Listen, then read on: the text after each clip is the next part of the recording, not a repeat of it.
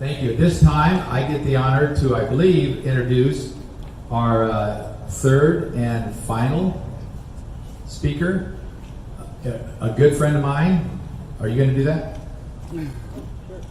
Okay, this gentleman, I met him back in 2016 in Orlando, I believe, and he's a passionate voice for libertarian ideas, and he comes from the experience of being in the service, being in some of these places.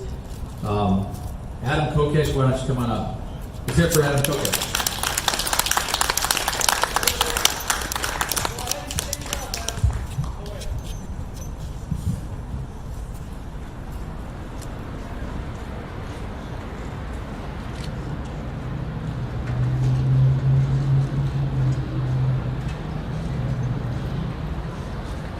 I'm not that tall either. Thank you, Ben. Thank you, everybody, for being here. Thank you, Jeff and Angela. Before I get started, a little housekeeping. Would any undercover agents in the audience please raise your hands? Yeah? Oh, I see, yeah, you with the short hair and the khakis. Yes, okay. Just remember, there aren't any enemies, only friends we haven't converted yet. And before I get started, I got a shout out to Panvidya Magnus, who made this a national day of action. He is at a rally in Washington, D.C. today, and people all over the country are coming behind this message, end the damn wars.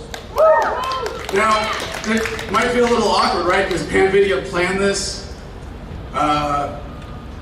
from more than a few weeks before Joe Biden pretended to end the global war on terror. Is that a better way of describing it than he would say it? Ending the war in Afghanistan. So it's like, oh, we scheduled an anti-war rally to mark the 20th anniversary of 9/11, and then Joe Biden pretends to take away our biggest reason for being here right before it happens, right? And I'm like, wait a second. Angela and Jeff, in their speeches, decided to connect the global war on terror with the war on COVID. Jeez, I wasn't the only one who made that connection? Shit. I feel so unoriginal now. So, since Joe Biden pretended to end the global war on terror, I think it's very appropriate that we come together today and pretend to celebrate. So it's been 20 years since 9/11, is that why we're here? It seems like it's one thing to have lived through a mountain of lies, one after another, like a frog in a pot of boiling water. You all know the analogy, right? You can boil a frog slowly, and but if you drop one in hot water, it'll jump out like a kid getting groped by President Biden in a photo op. So imagine waking up from a coma for 20 years today, from 9/11. You might have some questions, right? We just got the troops out of Afghanistan. We had a really black, really fake president and a reality TV fake billionaire president. We had a war in Iraq, too. How many died? It cost how much? They try to get you to believe what? And you haven't strung them up Nuremberg style yet? So while we should celebrate the end of the war in Afghanistan, I fear, as Biden said about terrorism, the war on terror itself has metastasized. I would say, seriously, if you could ask yourself 20 years ago, do you think they will be able to milk 9/11 for this long? But then I think like half the people who are here today probably weren't old enough to know how to pronounce Afghanistan 20 years ago. So you think today they could milk this COVID hysteria for another 20 years? Don't tell me the war in Afghanistan was a failure, because it is the greatest disservice you can do to its victims to suggest that the architects of this policy were somehow well-intentioned. No. The war in Afghanistan was a massive success. Quite possibly the most efficiently profitable war crime in human history. America's longest war, America's dumbest. How impotent do you have to feel when you see your sons and daughters on the same patrol routes in Afghanistan that you were patrolling 20 years earlier? I was in Iraq in 2004, Fallujah, so I get emails from the VA still, Department of Veterans Affairs, and during the latest Afghanistan withdrawal, the VA reported that suicide hotline phone calls had skyrocketed. It didn't affect me that way.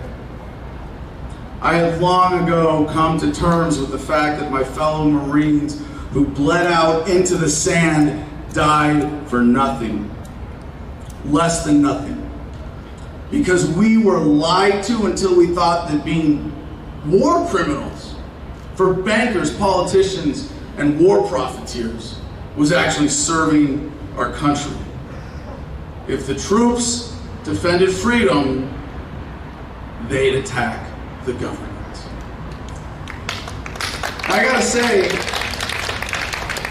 at risk of sounding like a terrorist, but what the hell? I think I've been labeled a terrorist by government agents about a dozen times since 9/11 just for being a libertarian anyway, so whatever. I'm totally sympathetic to the Taliban right now. And not just for their awesome beards.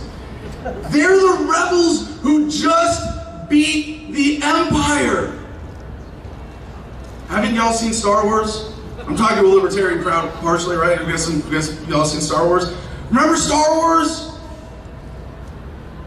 The rebels are the good guys, and the Empire, they're the bad guys. If I wasn't so horrified by the potential of propaganda, it would be fun to watch the mainstream media demonize the Taliban right now. Y'all heard about the story of the guy hanging from the helicopter, right? Did everybody see that one? Super viral video. That was the biggest fake news story since weapons of mass destruction. I'm sorry, since Donald Trump called himself a very stable genius. It turns out the guy hanging from the helicopter was hanging from a harness, not a noose.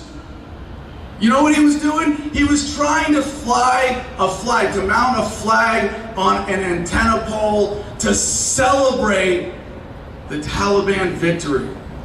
Why? To celebrate the end of the war. Which means that all of you, by virtue of being here today, have more in common with that guy hanging from the helicopter than you do with any of those assholes in DC pretending to represent you.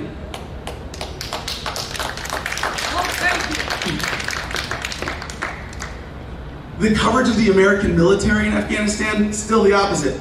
Biden just killed an innocent family with a drone strike in Afghanistan, and American corporate media reported it with the quote from General Milley, "The procedures were correctly followed, and it was a righteous strike." You think we might have a disconnect with the rest of the world when most of us fall for this childish Amero Fantasyland narrative, where the Empire is the good guys now. So the helicopter story is almost as big a lie as the COVID death count. And health officials have admitted they counted anyone who died with COVID as from COVID. So, did you guys hear about the skydiver whose parachute didn't open? It was a big tragedy. But fortunately, he died from COVID right before he hit the ground. Just like the COVID deaths, whose contributing factors were things like gunshot wounds to the head, falling off a motorcycle, or, you know, being your typical bootlicking, obedient, obese American. Which makes me think, maybe that's what's really behind the mask mandates. Maybe government really does care about your health, and they just couldn't figure out a way to stop Americans who got fat following the old food pyramid advice to stop eating. At least, you know, the ones who are really gullible will burn some calories doing the up and down mask thing. Oh my God, how gullible do you have to be? Yeah, if you're standing up, COVID's gonna get you, but if you sit down, if you're at a table, oh yeah, it's just gonna go right over your head. So another lesson we gotta learn from the Taliban right now. Joe Biden was wrong. We don't need tanks and F-15s to defeat the US government, do we? It might take just mountains, yeah. Don't worry, we got some mountains here. You've seen Red Dawn, right? It might take 20 years, but if we set our minds to it, and if Allah is on our side, and if the US government is as effective in Alabama as it was in Afghanistan, someday, we too can drive the US empire out of America! They're going to start calling us the American Taliban anyway. We might as well get out in front of it. So what if government by coercion, as a global phenomenon, is reaching its final phase now, rule by fear? What if 9/11 was merely the entry wound for a new parasite? What if giving up the overt wars in Iraq and Afghanistan was just so that this parasite could burrow deeper into our psyches with fear? What if all it takes ultimately to defeat this fear is love? 20 years. Does anybody feel safer now that the Taliban has been replaced with the Taliban? Biden didn't shrink government after ending the war. He made excuses to keep the surveillance state and the police state and the military-industrial congressional complex going stronger than ever. To quote a former California governor, Ronald Reagan said, "No government ever voluntarily reduces its size. Government programs, once launched, never disappear. Actually, a government bureau is the nearest thing to eternal life we'll ever see on Earth." To quote another, hopefully soon-to-be former California governor, Gavin Newsom said, "If you donate to my campaign, I'll give you multi-million-dollar no-bid contracts for PPE." Well, he didn't use those exact words, obviously. He said that with his actions.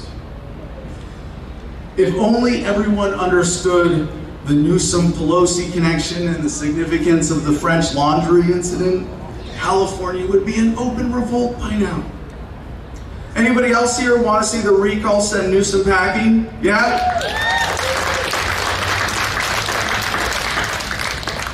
Who cares? Seriously. You think the people of California are woke enough that suddenly they're just not gonna elect another statist? I mean, no offense, Jeff. I understand that we do have an option here, but Jeff Hewitt, Nicholas Wildstar, any fans of Nicholas Wildstar here? Yeah? Louis Marinelli, who is the secessionist candidate in this recall election, and my fellow Cal-Exit Congress member. They are California's only chances for real change, only honest candidates on the ballot, and they're barely registered in the polls. I'm glad that you're there, Jeff. I'm glad that you're here representing this message. We got a lot of work to do. Jeff isn't delusional about this. He knows what I mean. But I gotta be clear, right, talking about partisan stuff, that I'm not some duopoly hack. I see the old parties as red-flavored socialism versus blue-flavored socialism. Is that being too nice? Given that we have the majority of the planks of the Communist Manifesto in effect today in federal policy, it's really more appropriate to call it red-flavored communism versus blue-flavored communism.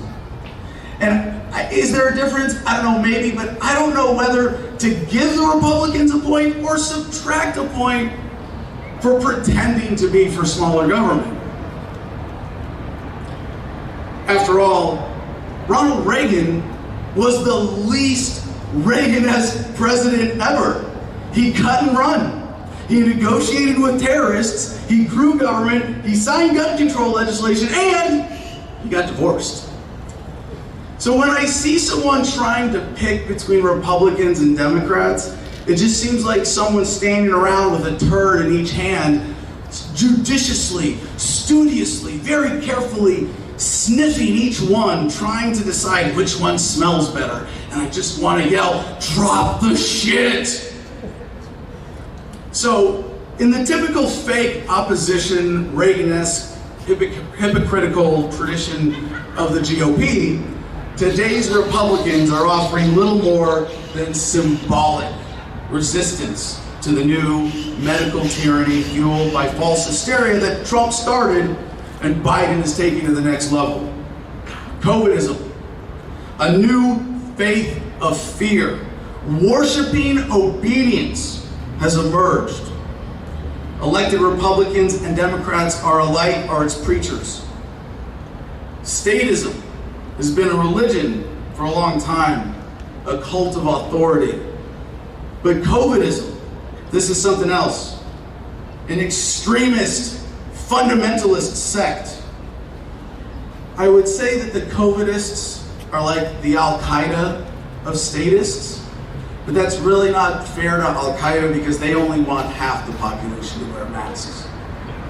So, how did we do on gender equality in Afghanistan, by the way? According to Human Rights Watch, only 37% of girls compared to 66% of boys are even literate today. It's a good thing we don't trust the government with our kids' education in America, right? Silly Afghans. You'd think after 20 years they'd know better. Now, I had some more dumb jokes about COVID, but odds are about 99.8% you won't get them anyway. And even if you got them, you probably wouldn't have any symptoms. Yeah, they're that bad. In fact, you're probably as likely to die from COVID-19 as my sense of humor. I take that back, actually. According to the CDC and the World Health Organization, what I say online, my jokes about COVID are so bad that they have to be labeled misleading medical advice and be censored, or else I killed your grandma. So how's that 2 weeks to flatten the curve going for you? So, at first I was kind of excited that everybody was getting a little more germophobic, but now it's just hygiene theater. We have an abundance of data. I mean, how delusional do you have to be to still trust the 2 weeks to flatten the curve people?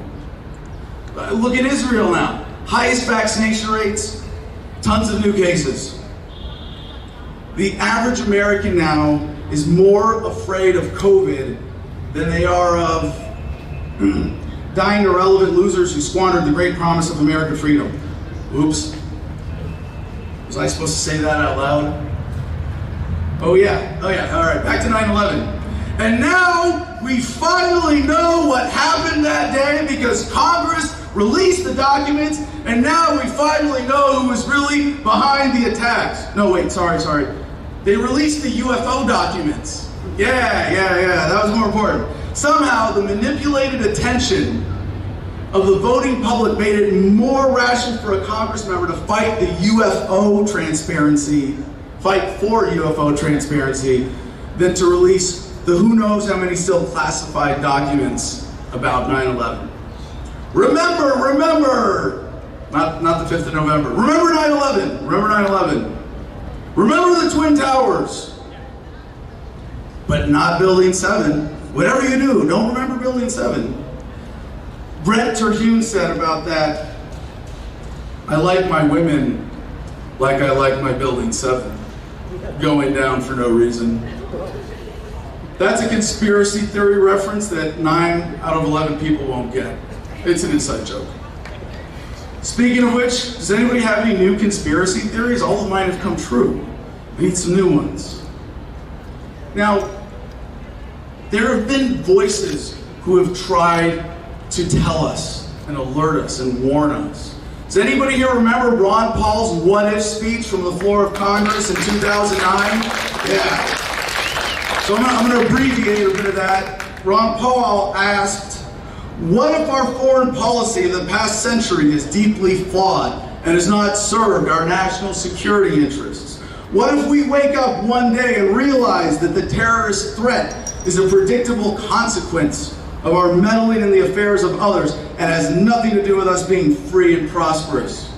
What if propping up repressive regimes in the Middle East endangers both the United States and Israel? What if someday it dawns on us that losing over 5,000 American military personnel in the Middle East since 9/11 is not a fair trade-off for the loss of nearly 3,000 American citizens, no matter how many Iraqi, Pakistani, and Afghan people are killed or displaced? What if we finally decided that torture, even if called enhanced interrogation technique, is self-destructive and produces no useful information, and that contracting it out to a third world nation is just as evil? What if it is finally realized that war and military spending is always destructive to the economy? What if all the wartime spending is paid for through the deceitful and evil process of inflating and borrowing? What if we finally see that wartime conditions always undermine personal liberty? What if the American people woke up and understood the official reasons for going to war are almost always based on lies and promoted by war propaganda in order to serve special interests? What if diplomacy is found to be superior to bombs and bribes in protecting America? What happens if my concerns are completely unfounded? Nothing. But what happens if my concerns are justified and ignored? Nothing good. And I yield back the balance of my time. Ron Paul from 2009, ladies and gentlemen. What if we had listened to him? According to estimates, which are necessary to rely on now because the U.S. federal government has yet to admit directly how much it cost the war in Afghanistan, over $2.3 trillion, Iraq and Syria, another $2 trillion. Also from the Brown University estimate that Biden himself cited $355 billion for counterterrorism operations in places such as Somalia and other parts of Africa. Really? $355 billion? That's a side tab. How much do you think it would take to buy off a Somali pirate? Be afraid, very afraid, we have pirates again, who's willing to risk his life to get his shitty gig as a fishnet dragger back. You see, Al-Shabaab offers to take care of their families plus 72 virgins. The American government's answer is, oh, we will fire a $70,000 missile from a $28 million drone flying at a cost of $3,624 per hour at your wedding party and kill your whole family. For just the cost of the missile, you can make that guy richer than he ever dreamed. Shit, for the cost of the drone, I'll quit. Seriously, in case anybody in the deep state is listening, if you don't like me calling you out every day, for just $28 million, you'll never hear from me again. What was that, Jeff? You said you'd go away for a lot less? I'll tell Newsom's people. But it's worse than just the tab for $6.4 trillion, because a lot of that money was borrowed. And a lot of the costs of the global war on terror will be with us for decades. And I don't mean taking care of veterans, because let's be honest, the politicians don't care about taking care of veterans. They just want it to look like they care enough so that they can keep recruiting America's most gullible and obedient, best and brightest, to serve their country by signing up to kill strangers on the other side of the planet. If we don't stop the dollar racket that's at the heart of this thing, we are going to be paying interest to the bankers on the money borrowed for the wars in Afghanistan and Iraq for another 3 decades. Or we could just sidestep the whole racket with Bitcoin. Any cryptocurrency fans here? Yeah? And they're doing so much to fight it right now. Look at El Salvador and Cuba officially recognizing Bitcoin. I gotta say, I wonder if they're crazy. Don't they know that that's the best way to get the CIA to fund terrorism in your country, so the bankers can order an invasion and then blame it all on Bitcoin? See, we were right from the beginning. Bitcoin causes terrorism. But what if we had listened to Harry Brown? Anybody here remember Harry Brown? Yes, we got some Old heads, old Libertarian Party people. On September 12th, 2001, the day after the attacks, Harry Brown wrote, "The terrorist attacks against America comprise a horrible tragedy, but they shouldn't be a surprise. It is well known that in war, the first casualty is truth. That during any war, truth is forsaken for propaganda. But sanity was a prior casualty. It was the loss of sanity that led to war in the first place. Our foreign policy has been insane for decades. It was only a matter of time until Americans would have to suffer personally for it. It is a terrible tragedy of life that the innocent so often have to suffer for the sins of the guilty." What if we applied the same skepticism to the war on COVID as the war on terror? What if the threat from COVID was exaggerated from the beginning? What if it wasn't appropriate to count cause of death as COVID if someone died with it instead of from it? Because if we did this for everything, we would have way more statistical deaths than actual deaths. What if the only reason to censor doctors, or anyone really, is because your position can't stand up to scrutiny? What if the people who determined policy regarding COVID were government officials who knew they would never be held accountable for the side effects of their policies?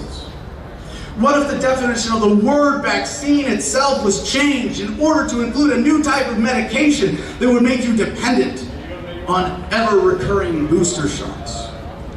What if the pharmaceutical companies making the COVID vaccine secured their own version of qualified immunity so they couldn't get sued for side effects because they knew that despite their massive payoffs, they might lose money if actually held accountable? What if the super rich getting richer is not an unforeseen side effect, but a deliberately engineered feature of the government response to COVID? What if we woke up now and stopped the fear? What if we stopped falling for their bullshit? What if we met their fear with our love? What if our skepticism of COVID policy is nothing more than the rantings of paranoid, tinfoil hat wearing theorists is completely unfounded? Well, we're still funnier than you humorless asshats in the corporate press.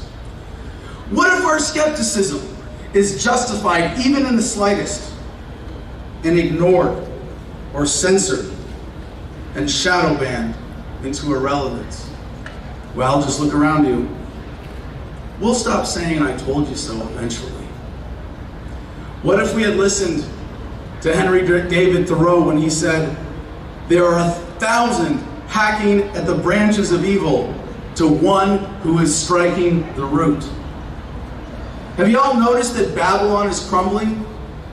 Do you feel that here in California? You feel that here in Sacramento?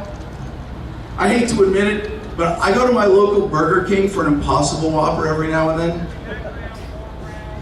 Anybody else you want to admit to go into fast food? Yeah? Okay, so last time I went to Burger King, you know what I saw on the counter?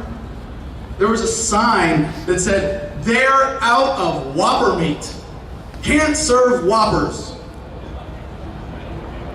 You're telling me that you can't get a Whopper at Burger King somewhere in America right now because of COVID? All right, the experiment has failed. Pack it up, boys. Someone call the Queen, tell her we want back in the British Empire. That's it. America's done. But wait, and this isn't a joke. There are McDonald's in England right now where, because of supply chain shortages, they're not even serving milkshakes. And I know that's a small thing to complain about. In California, what do we see popping up now? Biden bills, 10 cities. Jeez, they're just getting bigger. I'll bet when you drive past one of these sprawling testimonies to human desperation, you're thinking, well, geez, I'm really glad they banned plastic straws in California. Which reminds me of my other favorite quote from Gavin Newsom that I made up recently. Suck it, Californians, just make sure to use one of these crappy paper straws. Babylon is crumbling. You can feel it. Maybe in big chunks soon. Don't let any land on your head. They don't want you to know how big a deal it is right now with unemployment, that people don't want to work if they're forced to get vaccinated. Despite all the free pizza and donuts, and I'm not making that shit up either. Those were actual incentives we've seen offered for getting the vaccine. Oh, you care about my health, do this healthy thing. Pizza and donuts. Only about 54% of the US population is fully vaccinated right now, according to Google. That is, if you believe they wouldn't exaggerate that.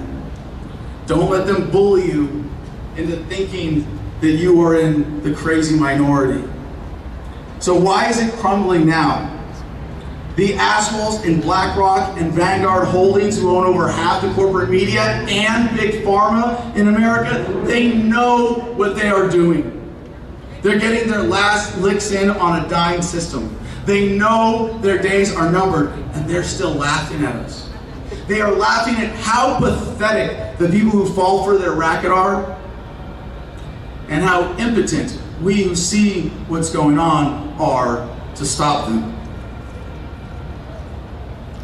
Quote, "It has been said that when in the course of human events, an oppression so revolts its subjects, it becomes necessary to alter or abolish the means of that tyranny. Is it that time when our Bill of Rights is defiled every day? When our adventures abroad threaten our security at home? When the Federal Reserve keeps our free nation enslaved by debt?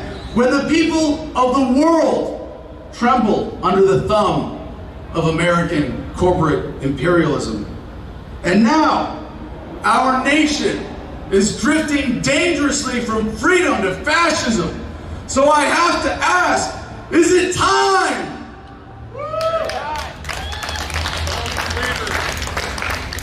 By the way, that was a quote from me.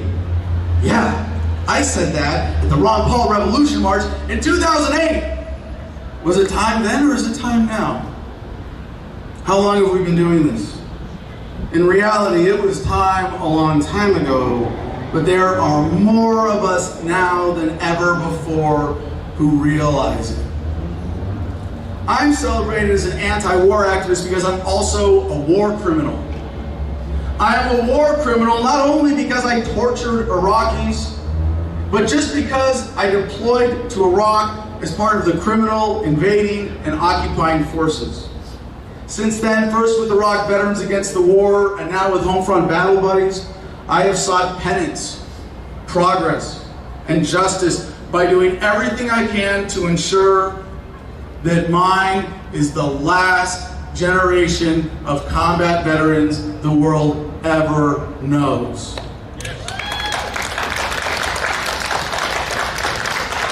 Homefront Battle Buddies is the nonprofit I recently started with a team of libertarian veterans with a wide variety of military experiences to facilitate veterans' access to alternative therapies not available through the VA. I'm especially hopeful for the potential of cannabis to reverse the trend of veteran suicides, and psilocybin and MDMA to empower veterans to address the root causes of PTSD. But more importantly, for everybody to address the fear at the root of all the damn wars. So when I think of fearless anti-war activists, there might be none greater than the greatest himself, Muhammad Ali. As Al Sharpton said of his refusal to submit to the draft for the war in Vietnam, when it was still popular, quote, "For the heavyweight champion of the world, who had achieved the highest level of athletic celebrity, to put all of that on the line, the money, the ability to get endorsements, to sacrifice all of that for a cause, gave a whole sense of legitimacy to the movement and the causes with young people that nothing else could have done. Even those who were assassinated certainly lost their lives, but they didn't voluntarily do that. He knew he was going to jail and did it anyway. That's another level of leadership and sacrifice. Muhammad Ali himself said, "Why should they ask me to put on a uniform and go 10,000 miles from home and drop bombs and bullets on brown people in Vietnam, while so-called Negro people in Louisville are treated like dogs and denied simple human rights?" And they don't want you to remember him for that. Muhammad Ali was the greatest boxer of all time, and that pales in comparison to him being the greatest draft resistor of all time. And that's what it's going to take. Muhammad Ali's size courage, not of violence, but of convictions. You think that's impossible? I hear it a lot. That'll never happen, Adam. You're way too optimistic, Adam. You have way too much faith in humanity, Adam. Muhammad Ali also said, impossible is just a big word thrown around by small men who find it easier to live in the world they've been given than to explore the power they have to change it. Impossible is not a fact, it's an opinion. Impossible is not a declaration, it's a dare. Impossible is potential. Impossible is temporary. Impossible is nothing. By the way, we need more of the stormtroopers to become former stormtroopers, do we not? And you can get out of the military as a conscientious objector at any time. GIRightshotline.org can help.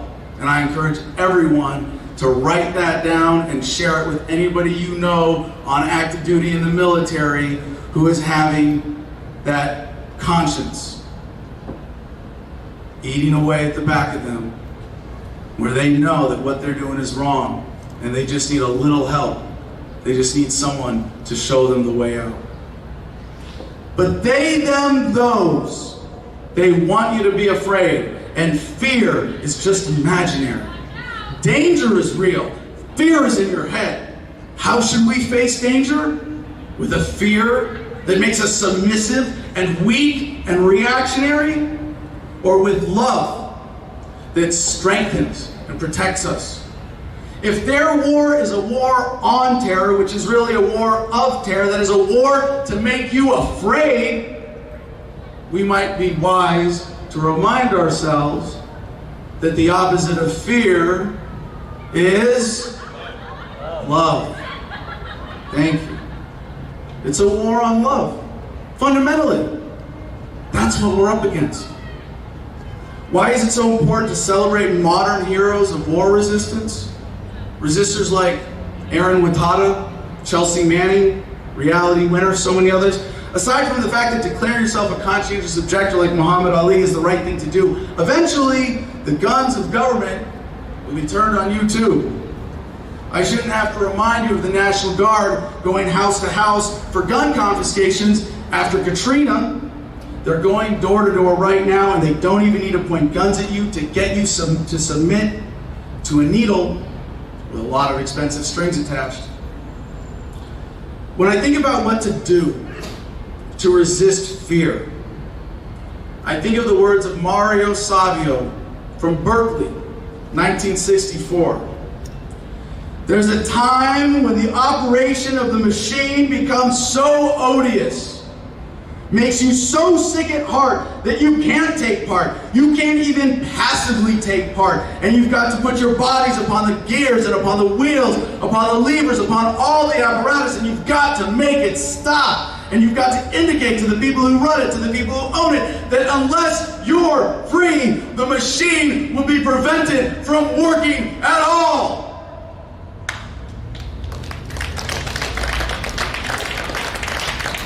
I hope you're applauding Mario and not my poor impersonation of that epic historical moment that I hope you all have seen on YouTube by this point. So that's a nice call to action, but it leaves some specifics to the imagination, does it not? Personally, I am proud to be part of the Libertarian Party, the party of principle, the party of love, standing bravely in the way of fear, the party that on Twitter in a coordinated effort between the National Party and a number of state parties, got hashtag mass non-compliance trending. Yeah? You guys like seeing that from the Libertarian Party?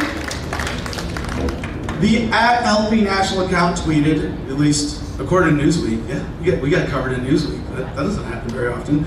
Vaccine mandates will not lead to wider trust in the science. It will only lead to hashtag mass non-compliance. So, to again paraphrase part of my Revolution March speech from 2008, and wrap up and get to some answers here. Every day, more and more Americans are avoiding unenforceable taxes, leaving government jobs out of disgust, and sending their kids to college instead of combat. Be it with your lives, your labor, or your tax dollars, stop investing in your own oppression. Do not waste a single vote or a single dollar on the two-party system. Do not be content merely to grumble and march as they are using fear, force, and violence as weapons of oppression. We must embrace the opportunity to resist civilly while we still can. Take a look at the thoughtful, passionate people around you here today and throughout this country at similar events today, marking this grim anniversary. Do not leave here without meeting a new brother or sister in the struggle. Challenge our force-fed culture of unquestioning obedience and conformity. Embrace a world that is not defined by the politics of fear, our obedience-producing schools, or the false prophets of the corporate media. As we have been awakened, we must stir the sleeping masses. As the forces of oppression are diligent, so must we toil. As they are committed, we must surpass them. As they step up their efforts, we must rise up to defeat them as a unified movement. But united in what? Love? Come on, Adam, you goofy tree-hugging hippie. Seriously? That's all you got? Well, with the help of John Lennon, let me try to explain. He said, quote, "When it gets down to having to use violence, then you are playing the system's game. The establishment will irritate you, pull your beard, flick your face to make you fight. Because once they've got you violent, then they know how to handle you. The only thing they don't know how to handle is nonviolence and humor." Yeah. Nonviolence and humor? Oh, and memes. Did I forget memes? Those are our weapons. What? That's how you know you're on the right side. They have fear and violence and oppression, and we have love and nonviolence and humor and memes. They have fear. This is what we have. They will lose every time. So on behalf of the part of humanity that realizes that we are victims, those of us who will not rest until the criminals who run the world today are brought to justice, to paraphrase the late, great Muhammad Ali, if you even dream of beating us, you better wake up and apologize. But it's not a fight. You want to make it win or lose? You can choose right now to live in love, to love yourself, to love humanity, and to be so brave and confident, standing in your love, that fear can't even touch you. Or you can choose the opposite and be a loser. Simple as that. Love yourself and you will look at fear differently. So what drives they, them, those to evil? It's their own fear. If we are going to beat them, We must love them so much that the mere concept of beating them is completely irrelevant. And I mean everybody who runs the system, from the Rockefellers at the top to the petty Karens at the bottom. You want to end the wars? Yeah? All of them? This is what it's going to take. This is what it means to strike the root of evil. This is what it means to strike the root of war and militarism and statism and COVIDism. When every last human on earth experiences the love we all need, we will all have the conscience to object and finally end the damn wars. Thank you very much.